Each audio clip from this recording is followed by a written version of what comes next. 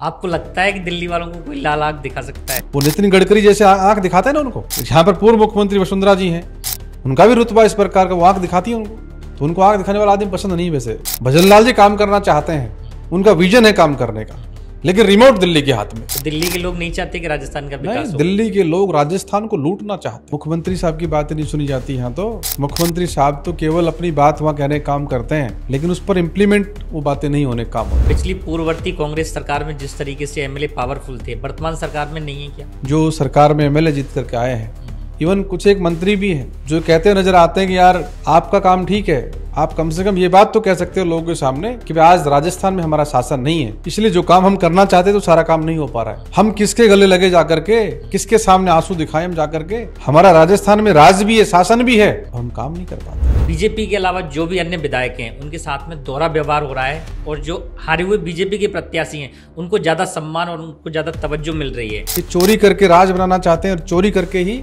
हारे हुए प्रत्याशी को काम देना चाहते हैं। ये सरकार में अफसरशाही हावी है, आप इस बात से कितना सहमत हैं? कि मुख्यमंत्री साहब के सामने दो बड़े अधिकारी आपस में धक्का मुक्की करते हैं, लड़ते हैं, और मुख्यमंत्री साहब उफ तक नहीं बोल पाते। मीडिया के लोग जवाब पूछते हैं कि ऐसा हुआ तो जवाब नहीं दे पाते हैं। और जितना भी काम होता है राजस्थान के अंदर, जो भी काम हो रहे हैं, गुजरात के लोग कर रहे हों, चाहे दिल्ली के लोग इधर राजस्थान में काम कर रहे हों, वो फाइल मुख्यमंत्री साहब के पास पहुंचती है, जब सारे अधिकारी उस पर काम करके केवल साइन के लिए भेजते हैं कि सब काम हो गया, आप तो साइन कर दो। आपका जो इलाका है अलवर, और खास करके मेवात में, वहाँ एक साइबर जो ग्रोह है, साइबर ठगी का, वो एक बड़े स्तर पे चलता है। कुछ कार्रवाई तो होती नहीं है। थाने खोलने का काम सरकार कर रही है, साइबर थाने खोल दिए। बताओ कितने थानों में आपने कितने मुकदमे सुलझाने का आप लोगों ने काम किया? राजस्थान सरकार ने स्मार्ट मीटर योजना शुरू करी और उन्होंने कंपलसरी कर दिया है कि अब हर व्यक्ति को हर घर में स्मार्ट मीटर लगाना होगा। आप स्मार्ट मीटर लगा करके किसान की जो कमाई है, किसान जो खेत में कमाता है, उस सारी को जेब में भरना चाहते हैं, उसकी जेब में कुछ नहीं छोड़ना चाहते। हाल ही में 2 झालावाड़ और जैसलमेर में स्कूलों में दर्दनाक हादसे देखने को मिले, आपने भी देखा होगा। तो स्कूलों की बेहतर स्थिति के लिए आप अपनी विधानसभा क्षेत्र में क्या कार्य कर रहे हैं? और मैं खुद भी आज से पहले भी मैं काफ़ी स्कूलों में विधायक कोटे का पैसा मैंने दिया है मरम्मत के लिए, कि जिन विद्यालयों में इस प्रकार की हालात उनको ठीक करने का काम करें। और आगे भी सरकार नहीं भी करेगी तो जो बिल्कुल विद्यालय ऐसे जो बैठने की स्थिति में नहीं है, उन सबको ठीक करने का हम लोग काम करेंगे, चाहे वो पूरा विधायक कोटा भी लग जाए और चाहे में जन सहयोग भी देना पड़े। लेकिन आने वाले वक्त के अंदर किसी के भी मासूम को इस प्रकार जान गंवानी नहीं पड़ेगी। नमस्कार, आप देख रहे हैं बी ऑनेस्ट पॉडकास्ट और मैं हूं मंडलेश्वर सिंह। आज मेरे साथ स्टूडियो में खास मेहमान हैं मुंडावर से विधायक Lalit Yadav ji. Lalit ji, be honest podcast पर आपका हार्दिक स्वागत है। धन्यवाद। सबसे पहले मैं शुरुआत करूंगा, अक्सर ये देखा जा रहा है कि बीजेपी के अलावा जो भी अन्य विधायक हैं उनके साथ में दोहरा व्यवहार हो रहा है, और जो हारे हुए बीजेपी के प्रत्याशी हैं उनको ज़्यादा सम्मान और उनको ज़्यादा तवज्जो मिल रही है। जैसे कि एक बाड़मेर के सेव का भी उदाहरण देखा गया था कि जहां बाड़मेर से रविंद्र सिंह भाटी हैं, उनके कहने पर सिर्फ 2 हैंडपंप लगाए गए थे, जो काफ़ी वायरल भी हुआ था। और वहाँ के जो हारे हुए बीजेपी के प्रत्याशी हैं उनके कहने पर कई हैंडपंप लगाए थे, लगभग 50 से ज़्यादा। तो आप इसे किस तरीके से देखते हैं? देखिए, सरकार का लोकतंत्र में विश्वास नहीं है जी। इस सरकार का प्रजातंत्र में विश्वास नहीं है, क्योंकि सरकार चोरी करने वाली सरकार है। आप देख रहे हो किस प्रकार से दिल्ली के अंदर, किस प्रकार से महाराष्ट्र के अंदर, और अभी बिहार में भी सरकार चोरी करने का ये लोग प्रयास कर रहे हैं। इसलिए जनता के द्वारा चुने हुए लोगों में इनका विश्वास नहीं है। जब इनके जो प्रत्याशी जिनको चुनाव लड़ाए वो हजारों वोटों से चुनाव हार करके आते हैं, और उसके बाद भी जिसको जनता ने नकार दिया, जिसको जनता ने हजार वोटों से हरा के भेज दिया, और जनता ने विश्वास जिस पर किया उसकी बात नहीं मान करके जिनको जनता ने भगा दिया उन्हें विश्वास करते हैं, तो निश्चित रूप से ये किसी ना तो संविधान को मानने वाले लोग हैं, ना किसी लोकतंत्र को मानने वाले लोग हैं, ये चोरी करने वाले लोग हैं। तो इसलिए ये चोरी करके राज बनाना चाहते हैं और चोरी करके ही हारे हुए प्रत्याशी को काम देना चाहते हैं। इसलिए ये आप ठीक कह रहे हो कि सरकार, मुख्यमंत्री महोदय कुछ कहते हैं, सरकार के मंत्री पैसा मांगते हैं काम के बदले में। मैं सदन में इस बात को कहूंगा कौन कौन मंत्री ने पैसा मांगा, किन किन से मांगा पैसा काम के बदले। गंभीर आरोप लगा रहे हैं? हाँ, मैं सरकार पर गंभीर आरोप लगा रहा हूँ। काम के बदले पैसा मांगते हैं, तो ये सरकार तो बहुत भ्रष्ट सरकार है।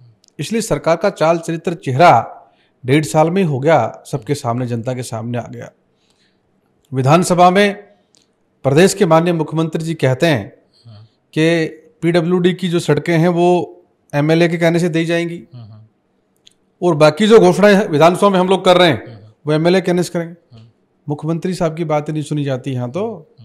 मुख्यमंत्री साहब तो केवल अपनी बात वहाँ कहने काम करते हैं, लेकिन उस पर इम्प्लीमेंट वो बातें नहीं होने काम होती। तो डेफिनेटली सरकार जो जिनको लोगों ने किनारे कर दिया, जिनको लोगों ने धक्के देकर भगा दिया, उन पर विश्वास करना चाहते हैं, तो निश्चित रूप से इनका चाल चरित्र चेहरा जनता के सामने आ गया है। एक कुछ समय पहले आपने देखा होगा कि दांता रामगढ़ का एक वीडियो वायरल हुआ था, जिसमें वर्तमान जो विधायक हैं कांग्रेस के, उनको उद्घाटन नहीं करवा के बजाय उसके बीजेपी के हारे हुए प्रत्याशी से उद्घाटन करवाया गया। ये कौन होते हैं उद्घाटन करवाने वाले?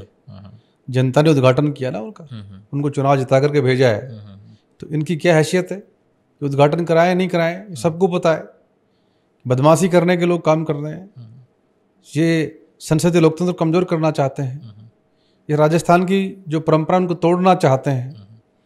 तो सब लोग बेईमान लोग बैठे हैं, और विशेष रूप से इनकी भी नहीं चलती जो राजस्थान में बैठे हैं, ये सरकार दिल्ली से चल रही है। ये तो सब डमी लोग हैं, ये तो सब अपना अपना माल कमाने में लगे हुए हैं, राजस्थान की जो व्यवस्थाएं हैं उनको कमजोर करने में लगे हुए हैं।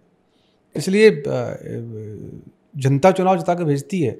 दाता रामगढ़ में जनता ने उनको चुनाव जिता कर भेजा है, तो ये कौन लोग हैं उद्घाटन कराए नहीं कराए? बदमाशी कर रहे हैं, आज शासन इनके पास में है, बदमाशी भले ही कर लें, लेकिन बदमाशी कब तक करेंगे? अभी मुश्किल से मुश्किल ये मानो कि 1.5 साल हो गया, 1 साल और करेंगे। जब 2 साल 2.5 साल हो जाते हैं तो शासन प्रशासन के लोगों को भी पता लग जाता है राजस्थान में कि अगला शासन किसका बनने वाला है, तो वो भी उन्हीं की भाषा बोलने लग जाते हैं। तो 1 साल बचा है इनके पास में। आपकी पार्टी अक्सर आरोप लगाती है, कांग्रेस पार्टी, कि सरकार में अफसरशाही हावी है। आप इस बात से कितना सहमत हैं? देखिए, सरकार पर अफसरशाही 100% हावी है। इसलिए हावी है कि मुख्यमंत्री साहब के सामने 2 बड़े अधिकारी आपस में धक्का मुक्की करते हैं, लड़ते हैं, और मुख्यमंत्री साहब उफ तक नहीं बोल पाते। मीडिया के लोग जवाब पूछते हैं कि ऐसा हुआ, तो जवाब नहीं दे पाते हैं। और जितना भी काम होता है राजस्थान के अंदर, जो भी काम हो रहे हैं, गुजरात के लोग कर रहे हों, चाहे दिल्ली के लोग राजस्थान में काम कर रहे हों, गुजरात के लोग राजस्थान को लूट कर ले जा रहे हों, वो फाइल मुख्यमंत्री साहब के पास पहुंचती है, जब सारे अधिकारी उस पर काम करके केवल साइन के लिए भेजते हैं कि सब काम हो गया, आप तो साइन कर दो। तो निश्चित रूप से अफसरशाही हैवी है। इंस्पेक्टर राज ये राजस्थान में स्थापित इन लोगों ने कर दिया है। नेताओं की और लोकतंत्र की धज्जियां उड़ाने के लोग काम कर रहे हैं। आप सबों के सामने है, आप छुपी हुई बात नहीं है, तो आरोप नहीं लगाते, हम सच्चाई बात कहते हैं। हमारी पार्टी सच कहती है, तो सच सबके सामने है किस प्रकार का राजस्थान में हालात हुए हैं। पिछली पूर्ववर्ती कांग्रेस सरकार में जिस तरीके से एमएलए पावरफुल थे, वर्तमान सरकार में नहीं है क्या? देखिए, पावरफुल की बात मैं नहीं करता, मैं तो ये कहना चाहता हूँ कि एमएलए जीत करके आता है, वो जनता के मत से जीत करके आता है।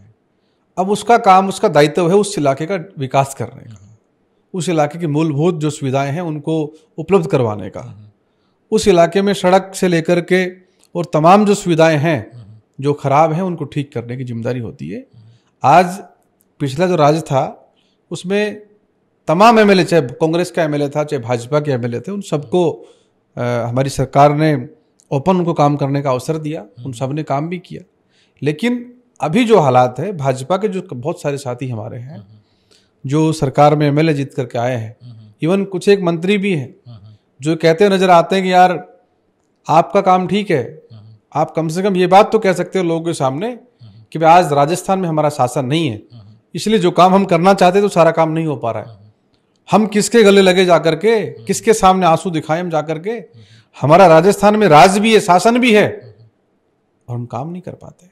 यानी आप कह रहे हैं कि बीजेपी के विधायकों को भी कोई अच्छी स्थिति नहीं है? हाँ, नहीं है, मैं कह रहा हूँ, जिम्मेदारी से बात कह रहा हूँ मैं आपको, उनकी भी कोई अच्छी स्थिति नहीं है। लास्ट थोड़े दिन पहले मुख्यमंत्री साहब को विधायकों की मीटिंग लेनी पड़ी, विधायक नाराजगी की बात करने लगे थे इलाके के अंदर, और अलग अलग जगह इनके विधायक भी इनके खिलाफ बोलने का काम कर रहे हैं। तो निश्चित रूप से विधायक भी नाराज है, इनके विधायक भी, हमारी तो बात छोड़ी, इनके जो पार्टी के जो सिंबल से जीत करके आए वो लोग भी नाराज हैं इनसे।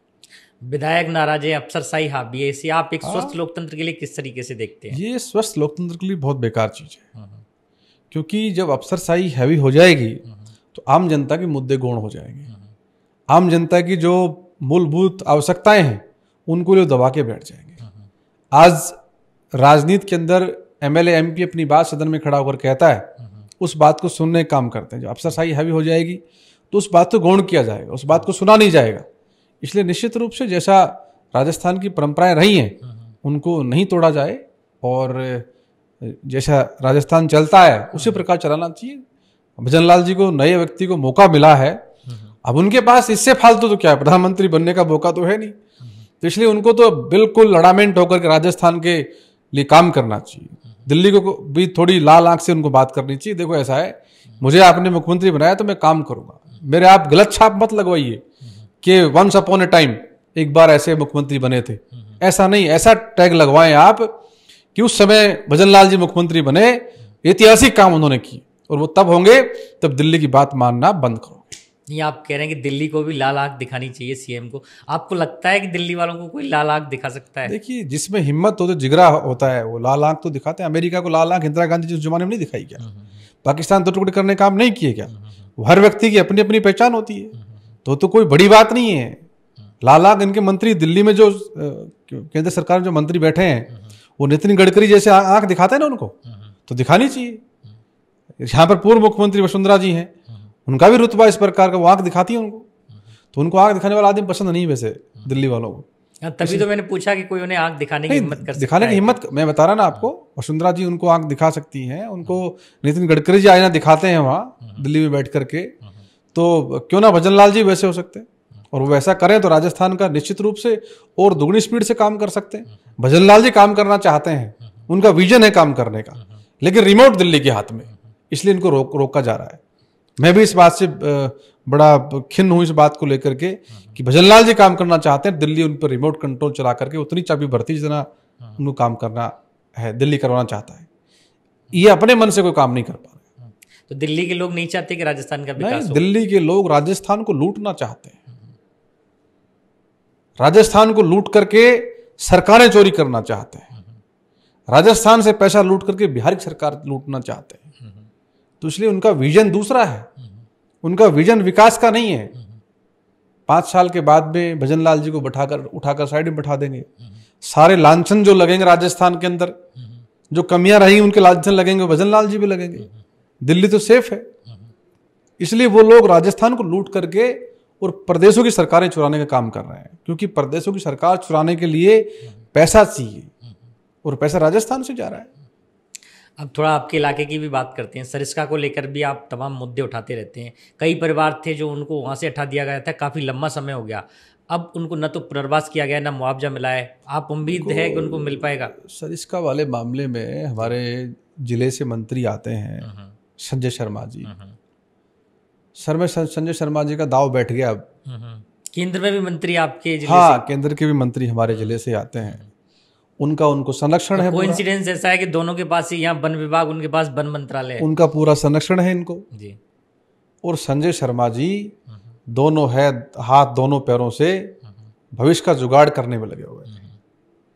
सीटीएच एरिया को तो अलग करना, का भविष्य बना रहे हैं, वो उनका भविष्य खराब करना चाहते हैं, खुद का भविष्य बनाने में लगे।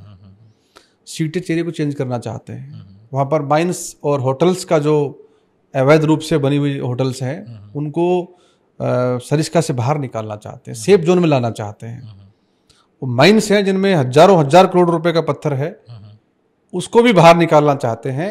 तो उसकी एवज में क्या गोरख धंधा किया मुझे तो पता नहीं, लेकिन इन्हीं की पार्टी के एमएलए ने, इन्हीं की पार्टी के पूर्व एमएलए ज्ञानदेव आहूजा ने कहा कि 500 करोड़ रुपए की डीलिंग कर करके और ये संजय शर्मा जी और ये गबन कर रहे हैं, वहां की जनता के साथ न्याय नहीं अन्याय कर रहे हैं। इन्हीं की पार्टी के पूर्व एमएलए के द्वारा ये बात कही गई है। तो जब इन्हीं की पार्टी के पूर्व एमएलए ने कोई बात कही तो निश्चित रूप से कोई ना कोई उसमें सच्चाई होगी। उन्होंने खूब सोच समझ करके अपनी पार्टी पर आरोप लगाया होगा, तो निश्चित रूप से बड़ा मामला है। भारत सरकार को, राजस्थान की सरकार को इस पर संज्ञान लेना चाहिए, इस पर देखना चाहिए किस प्रकार से वहाँ के लोगों के साथ अन्याय किया जा रहा है, और जो टाइगर रिजर्व जो जगह है उसको किस प्रकार से लोग क्यों चेंज करना चाहते हैं, क्या खनन की भी मंजूरी देने की बातें हैं। हाँ, वो इसीलिए उसको बाहर निकालना चाहते हैं। अभी उसके अंदर माइंस के अंदर खनन की मंजूरी नहीं मिल सकती, लेकिन जैसे सीटेज एरिया चेंज कर देंगे तो मंजूरी मिल जाएगी। तो जिनका जो माइंस से जिनको अलॉट हुई थी वो उनके अंदर चली गई, उनको मौका मिल जाएगा। तो मौका मिले तो सोचते हैं कि भाई मुझे 5 रुपए मिले, इससे बेहतर मुझे 2.5 मिल जाए, कोई बात नहीं, 2.5 भले रिश्वत का चला जाए, लेकिन कुछ तो मिलेगा। तो इसलिए उन्होंने ठीक कहा है ज्ञानदेव आहूजा ने कि 500 करोड़ रुपए, मुझे तो इससे भी ज्यादा गुंजाइश लगती है। उन्होंने 500 करोड़ की कहा है, हजारों करोड़ रुपए का मामला है। इसके अलावा जो परिवार हैं जिनको न पुनर्वास किया गया, न मुआवजा मिला, उनके लिए आप कैसे मांग उठाएंगे? देखो, उनके लिए मैं सरकार से यही बात कहना चाहता हूँ कि कुछ एक लोगों को तो ला करके उस जमाने में यहाँ बहरोड़ के पास में बसाने का काम किया था।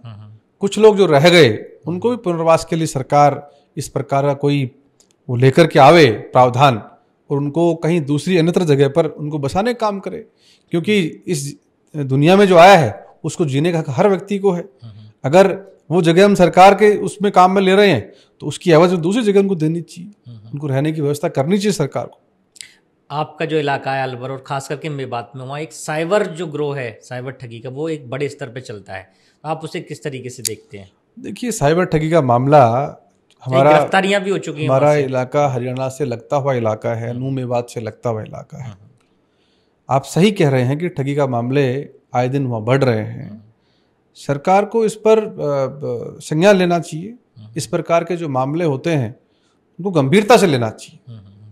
लेकिन मुझे कहते बड़ा अफसोस इस बात का है कि लोगों के साथ में फ्रॉड होता है, उनका बैंक अकाउंट जीरो हो जाता है, लेकिन सरकार उस पर कुछ कार्रवाई करने का काम नहीं करती है। उसका ना पैसा मिलता है, ना ये पता लगता है कौन आदमी ले गया। तो ऐसा तो है नहीं, क्या तो आसमान निगल गया, क्या धरती के अंदर समा गया? ऐसा तो है नहीं। सरकार को उस व्यक्ति को ढूंढना चाहिए जो फ्रॉड करते हैं, उस पर सख्त कानूनी कार्रवाई करनी चाहिए। भले कोई भी व्यक्ति हो, भले ही कोई भी व्यक्ति हो, उस पर जो है मजबूती से कार्रवाई करनी चाहिए, जिससे दो लोगों को और को नशियत लगे। कुछ कार्रवाई तो होती नहीं है।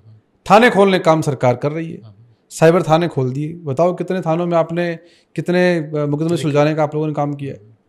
कुछ नहीं, केवल कागजों में वाहवाही लूटने का काम करना चाहते हैं, आरोप लगाना चाहते हैं।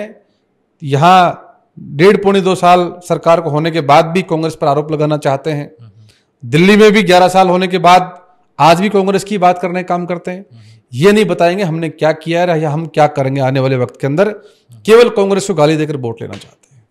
एक पेपर लीक भी बड़ा मामला है प्रदेश में। पूर्ववर्ती कांग्रेस सरकार में भी काफ़ी पेपर लीक हुए थे और इस बार भी आपके अलवर में भी एक पेपर लीक का मामला सामने आया। आप किस तरीके से देखते हैं इस पूरी घटना? देखिए, MITRC कॉलेज हमें अभी मुझे कल ही पता लगा कि वहाँ पेपर लीक का मामला हुआ है, और मैं बड़ी जिम्मेदारी से, बड़ी गंभीरता से एक बात कहना चाहता हूँ कि भारतीय जनता पार्टी इस पेपर लीक के अंदर इन्वॉल्व है। इनके नेता इन्वॉल्व हैं। हमारे पूर्व विधायक हैं, धर्मपाल जी का बेटा, वो इस पे इन्वॉल्व है। वो भी विधायक रहे हैं, भाजपा के नेता हैं। तो निश्चित रूप से ये कड़ी केवल अलवर तक की नहीं है, ये कड़ी लेकर के दिल्ली के नेताओं तक भी और राजस्थान के भाजपा के नेताओं तक भी इसको कड़ी को जुड़ी हुई है। इसलिए इसको बंद करने का काम कर दिया, ठंडे बस्ते में डाल दिया। सरकार इस पर संज्ञान क्यों नहीं ले रही? इस पर सरकार को संज्ञान लेना चाहिए कि जो कॉलेज पहले ये जिनके सेंटर आउट कर दिया गया था, फिर दोबारा उसमें सेंटर देने का काम किया है। बड़े लेवल पर ये जो है पेपर लीक का मामला वहां हुआ है, और सरकार पूरी इसके अंदर इन्वॉल्व है। सरकार इन्वॉल्व नहीं है तो इसकी जांच करावे कि भाई कौन इसमें इन्वॉल्व है। और मेरे पास तो बहुत सारे लोग आते हैं वहां कि साहब हमारा एग्जाम है वहां, कि आपके किसी मुनावर के व्यक्ति का कॉलेज है, आप बात करा दो, कि साहब 15 लाख मांग रहे हैं, आप कुछ कमबत्ती कराओ। मैंने कहा भाई ना ये मेरा काम है, ना मैं करता हूं, ना मुझे पता है, आप तो जाकर खुद से मिलिए भाई, और कौन करता है उसका नाम मुझे बताइए आकर के। तो जिसकी सेटिंग हो जाती है क्यों बताएगा नाम आकर के? बिल्कुल। तो ये बड़े लेवल पर काम कर रहे हैं। जितने भी यहाँ सेंटर आते हैं इस MITRC कॉलेज के अंदर, सारा ही पेपर के अंदर ये लोग इस प्रकार का ठगी करने का काम करते हैं। आज देखो इंजीनियरिंग कॉलेज क्या हालात पड़ी है, कोई वहां पढ़ता तो नहीं है, कोई जिनका अलॉट होने के बाद भी विद्यार्थी नहीं जाते वहां, और उसके बाद भी कॉलेज चल रही, रनिंग में चल रही, अच्छी चल रही है, तो वो उन विद्यार्थियों से नहीं चल रही, वो पेपर लीक से चल रही है। चाहे वहां कोई आर्मी का पेपर हो, चाहे CRPF का हो, चाहे पुलिस का हो, चाहे किसी और उसका एग्जाम हो, किसी भी एग्जाम में सही सलामत नहीं होता है। सारे एग्जाम वहां जो है चोरी होते हैं और बच्चों के भविष्य से खिलवाड़ होता है। ये भाजपा में गंभीर आरोप लगा रहा हूं। बीजेपी सरकार तो ऐसा दावा करती है कि जो पेपर माफिया हैं उन पर वो कड़ी कार्रवाई कर रही है। कड़ी कार्रवाई का बीजेपी नेताओं पर ही गंभीर मैं बता रहा हूं आपको, इनमें भाजपा के नेताओं के रिश्तेदार इन्वॉल्व हैं इन पेपरों के अंदर, और उन्होंने बात सेटिंग करके वहां एग्जाम जो दिलवा रहे हैं बच्चों को, उनमें अपने लोगों को पास करवाने के नाम पर पैसा देने का काम कर रहे हैं, कुछ जो है ओबलाइज करने के लिए लोग काम कर रहे हैं। जब वहां विद्यार्थी 250 से फालतू विद्यार्थी एग्जाम सेंटर से बाहर आ गए और उन्होंने कहा कि उस पर लिखा रहा है स्क्रीन शेयर, क्या आपकी स्क्रीन दूसरी जगह शेयर हो रही है, और बिना वो माउस को चलाए उसका सर्कल चल रहा है, बिना माउस को चलाए वो क्वेश्चन यस और नो हो रहे हैं, उसके बाद भी सरकार इस पर संज्ञान नहीं ले, तो आज के बाद पेपर लीक के मामले में कांग्रेस पर आरोप लगाना आप लोग बंद करें, या फिर इस कॉलेज की भी, इस एग्जाम की भी आप जांच कराएं कि दूध का दूध और पानी का पानी आप सबके सामने हो जाए। अलवर में सरस डेयरी भी है, वो भी काफ़ी चर्चाओं में रहती है। हाल ही में उसमें भी ऐसी बातें आई, जानकारी सामने आई कि उसमें भी कोई घोटाला देखने को मिला है। क्या आपके संज्ञान में है ये मामला? देखिए, अलवर की सरस डेयरी के अंदर अभी भारत सरकार का 175 करोड़ रुपया और राजस्थान सरकार का 125 करोड़ रुपए वहाँ मंजूरी मिली है, और वहाँ पर उस डेयरी को संचालन के लिए 5 लाख लीटर दूध के उत्पादन की बात कही गई है। मैं वहाँ पर बैठे जिम्मेदार लोगों से पूछना चाहता हूँ कि 5 लाख लीटर दूध जो आ जा रहा है, क्या वो सारा बिल्कुल सही आ रहा है? उस दूध में तो मिलावट की बात सुनने को मिल रही है। 1.25 लाख लीटर दूध का उत्पादन जिले में नहीं हो पा रहा है। आप 5 लाख लीटर दूध का उत्पादन कहाँ से करोगे? एक बारी ये ब्लूप्रिंट हम सबको बताएं तो सही, कहाँ से लाओगे 5 लाख लीटर? या फिर पाउडर मिलाकर घोल करके जनता के साथ बदमाशी करने का काम करोगे? निश्चित रूप से बड़ा विषय है, राजकाज के पैसे वहाँ खर्च हो रहे हैं, और 5 लाख लीटर दूध की जो बात कर रहे हैं, तो मुझे लगता है कि सब भ्रष्टाचार की भेंट ये सब चीज़ चढ़ जाएंगी। क्योंकि आज से पहले भी मैं देख रहा था कि बहुत सारे टैंकर मिलावटी दूध के खाली होने का काम हुआ, और एक समय के बाद वो सब लोग बंद हो जाते हैं। मैंने विधानसभा में मैंने बात कही, मैं इसलिए नहीं कह रहा ये बात, मैं इसलिए कह रहा हूँ ये बात कि मिलावट के ऊपर सरकार को बड़ा गंभीरता से रहना चाहिए। मैंने सदन में कहा कि मैंने कहा इसके ऊपर 302 जैसी गंभीर आईपीसी की धाराओं में मुकदमा दर्ज होना चाहिए। हाँ, बिल्कुल स्वास्थ्य के साथ खिलवाड़ होने काम हो रहा है। और आप देखिए कि एक महीने आप जब जाते हो तो डेयरी में आपको लगता है कि सब कुछ नकली आ रहा है, सब कुछ आप दूध बिखेरने काम करते हैं, 1 महीने बाद बंद हो जाता है। तो इसलिए ये जो खेल चलता है, इससे बड़ा आत्मा दुख पाती, इसलिए आत्मा दुखी होती है कि वो दूध भले ही मैं नहीं पी रहा, लेकिन जो पिएगा वो हमारे बच्चे हैं, इस राजस्थान के बच्चे हैं, इस मुल्क के बच्चे हैं। उनके साथ हम उनको कैंसर दे रहे हैं, उनके पेट में कैंसर डालने का काम कर रहे हैं। ये कैंसर इत्तेफाक से थोड़ी हो रहा है, ये कैंसर तो हम लोगों के पेट में डालने का काम कर रहे हैं। सरकार को इस पर संज्ञान लेना चाहिए कि सरकार को ईमानदारी से इस पर काम करना चाहिए, और ना कि इसको भ्रष्टाचार की भेंट चढ़ा करके लोगों के जो है पेट के अंदर हम कैंसर डालने का काम कर रहे हैं, उसको बंद करना चाहिए। राजस्थान सरकार ने स्मार्ट मीटर योजना शुरू करी और उन्होंने कंपलसरी कर दिया है कि अब हर व्यक्ति को हर घर में स्मार्ट मीटर लगाना होगा। जयपुर में राजधानी में प्रताप सिंह खाचरियावास के नेतृत्व में इसका विरोध प्रदर्शन भी हुआ।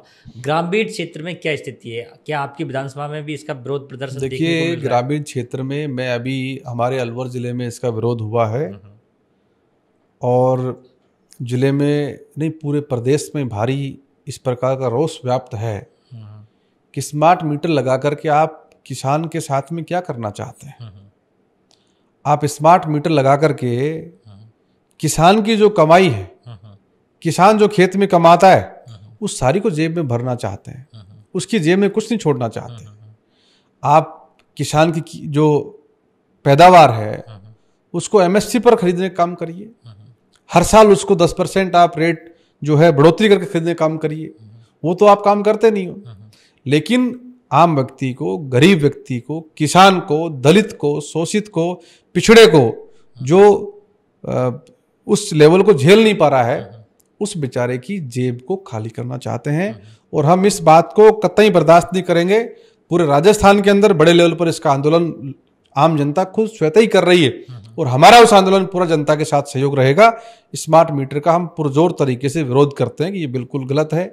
आप पहले मूलभूत ढांचे को सुधारने का काम करिए, पहले वो सारी चीजें जो निचले लेवल पर मिलनी चाहिए किसान को, नौजवान को, बेरोजगार को, वो सब चीज़ आप फुलफिल करिए और उसके बाद स्मार्ट मीटर लगाइए, और उससे भी कोई स्मार्ट लग सकता तो वो भी लगा दीजिए।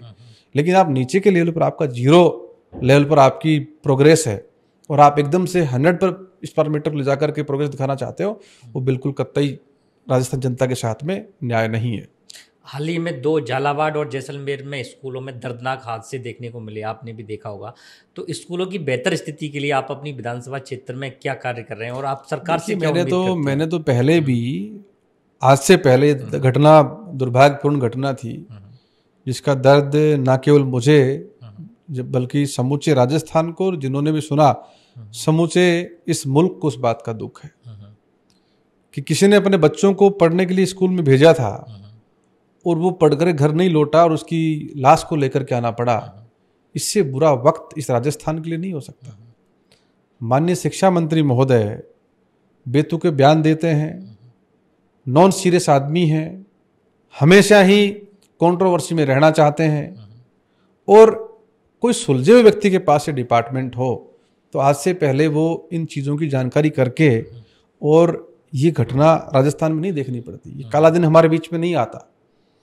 लेकिन मंत्री महोदय नॉन सीरियस हैं, वो कहते हैं कि राजकाज का पैसा मैं मेरी जेब छोड़ी दे दूं। 16 अप्रैल को कोटा के बच्चों ने माननीय मंत्री महोदय को चिट्ठी लिखी कि जिन विद्यालयों में बैठ कर के हम बैठ नहीं सकते, पानी टपकता है, कंकर गिरते हैं, उनमें हम पढ़ाई कैसे कर सकते हैं। माननीय मंत्री जी, आप इस पर ध्यान दो। वो चिट्ठी मौन हो गई। उस पर ध्यान दिया होता, उस पर संवेदनशीलता दिखाई होती तो आज राजस्थान में दिन नहीं आता। लेकिन मैं तो सरकार से भी ये अनुरोध करना चाहता हूँ कि शिक्षा मंत्री को छोड़िए, माननीय भजनलाल जी, आप खुद इस पर संज्ञान लीजिए और जितने भी विद्यालय के अंदर स्कूल में कमरे खराब हैं उन पर तुरंत निर्णय लेकर के सरकार बाकी काम छोड़ करके वो नन्हे मुन्ने बच्चे, वैसे तो जिनका पास पैसे की व्यवस्थाएं हैं, जो पैसे वाले लोग हैं, उनके बच्चे नहीं पढ़ते स्कूलों में, निहायत गरीब आदमी के बच्चे पढ़ते हैं। उस गरीब व्यक्ति के प्रति संवेदना रखनी चाहिए।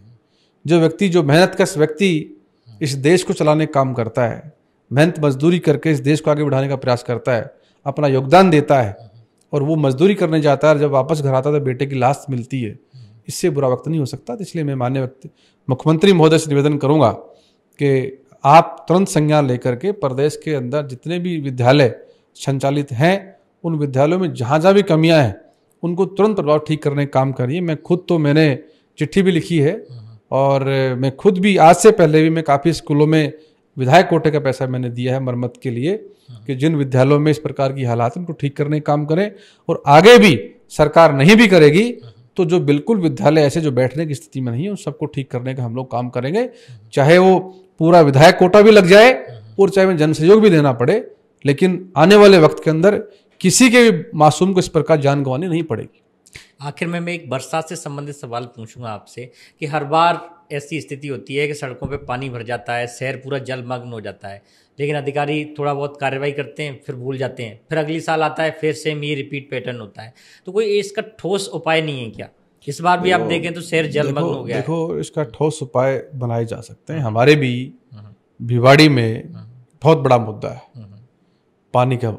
एक सड़क है जिस पर प्रॉपर पानी भरा हुआ है, और मैंने चुनाव से पहले मैंने कहा था, मैंने पार्लियामेंट का चुनाव लड़ा तो लोगों ने वहाँ कहा कि भाई ये पानी की समस्या कैसे दूर करोगे। तो मैंने कहा भाई आप दिल्ली भेजने का काम करिए, फिर कोई जरूर इसमें रास्ता हम लोग निकालेंगे, इसका पानी की समस्या को दूर करेंगे। लेकिन वहाँ से भूपेंद्र जी चुनाव जीतते चले गए और वो समस्या यूँ की यूँ 1.5-1.25 साल हो गया पार्लियामेंट के इलेक्शन को, यूँ की यूँ है। सरकार में मंत्री भी हैं, सरकार में मंत्री भी हैं। राजस्थान अब तो डबल इंजन ट्रिपल इंजन सरकार इनकी है। राजस्थान में सरकार इनकी है, पड़ोसी राज्य लगता हुआ वहीं से हरियाणा में सरकार इनकी है, और दिल्ली में सरकार, देश में सरकार इनकी है। तो ट्रिपल इंजन की सरकार होने के बाद भी अगर ये वो पानी भिवाड़ी का नहीं निकाल पा रहे, वो पानी निकालना बड़ा विषय नहीं है, लेकिन बड़ा विषय ये है कि उसके प्रति इनका कोई रोड मैप नहीं है, विजन नहीं है, और जनता को राहत देने का कोई काम नहीं है। राहत देने का काम हो तो भिवाड़ी का पानी भी निकल जाए। और जयपुर शहर जिस प्रकार से जलमग्न होता है, अभी मैं देख रहा था सोशल मीडिया पर हमारे बहरोड में दुकानों में पानी घुस गया 3-3 फीट, वहां भी समस्या। भी कल कई सिविल लाइंस के बंगलों में पानी भर गया पानी। लेकिन ये बरसात मुश्किल 10 दिन का टाइम और बचा है, उसके बरसात रुक जाएगी, फिर बात ठंडे बस्ते में चली जाएगी। अगली बार आएगा तो फिर होगा। बांट कर राजस्थान के पैसे खा रहे हैं। मेरा निवेदन है भजन लाल जी से कि देश प्रदेश की राजधानी है और ये दिल्ली वाले पैसे को रोक करके थोड़ा यहाँ पर आप लोग विकास करें, जैसे यहाँ का भी और जो राजधानी है वो राजधानी दिखने भी लगे कि विधानसभा के बगल में आप देखो किस प्रकार का वातावरण बना हुआ है, पानी भरा हुआ है। तो इन सबको ठीक करने का काम करें और निश्चित रूप से भजन लाल जी का विजन है, वो करना चाहते हैं और मेरी बात सुन के थोड़ा सा उनको और कुछ दिमाग में इस प्रकार की बात आएगी तो वो जरूर अपने आप के अंदर के भजन लाल जी को निकाल करके इस बात को मान करके राजस्थान का चौमुखी विकास करने का आप लोग काम करेंगे। आप विकास करेंगे तो मैं एक बात और जिम्मेदारी से कहना चाहता हूँ, राजस्थान में विकास होगा तो बदले की भावना से नहीं, आप विकास जहाँ करोगे, जहाँ काम करोगे, वहाँ आपकी प्रशंसा भी करने का हम लोग काम करेंगे। हमसे बातचीत करने के लिए बहुत बहुत शुक्रिया sir, thank you so much. धन्यवाद।